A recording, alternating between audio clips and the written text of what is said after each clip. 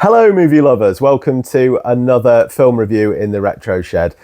If you like classic movies, classic rock, retro gaming, anything old and retro, then make sure you give this channel a subscribe, this video a like, and help share this small video with people that you think would enjoy this video too.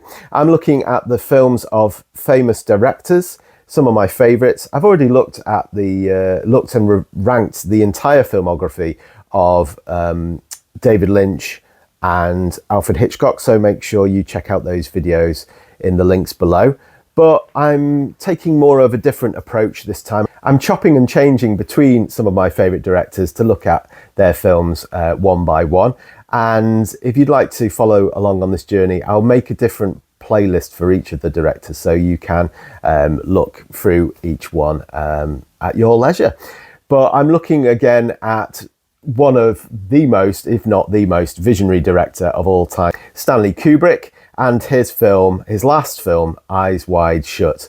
Let me tell you a little bit about this film and then I'll tell you what I think about it. So, a New York doctor finds out that his wife has been fantasizing about another man. Enraged, he sets off on a sexual obsession of his own, which leads him unwittingly to stumbling upon a dangerous sex cult that threatens to rip apart everything he holds dear and endanger him and his family's lives. Kubrick takes a swipe at an immoral and insular elite establishment that he clearly feels at odds with in this strange but suspenseful thriller. Although I did find this an intriguing film, it misfires on a lot of different elements for me. For a film primarily about sex and power, it felt strangely sexless and cold. There's a weird slurred way that everyone talks as if they're on the verge of sleep throughout.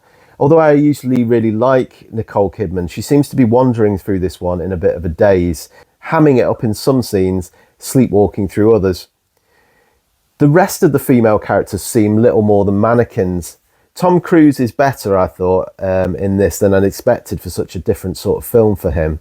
Although you can't help but see the irony of his casting of a guy who becomes embroiled in a dangerous cult when we now know his connection with Scientology.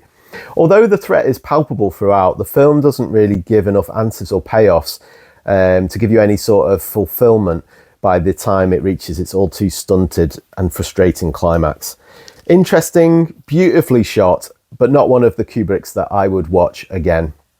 And in my ranking of Kubrick's films so far, I would put it here. So what do you think? Are there any Eyes Wide Shut truthers out there? I think with Kubrick, it's a bit of a funny one because he's such an incredible filmmaker that even though I'm criticizing this film, it's still like 10 times better than most directors' films. Even when I score him lower, you've got to remember that that's in comparison to some of the greatest films ever made by him. So, yeah, that's my feelings on Eyes Wide Shut. I've only seen it a couple of times, maybe a few times. Maybe I need to rewatch it. What are your thoughts? Let me know in the comments below.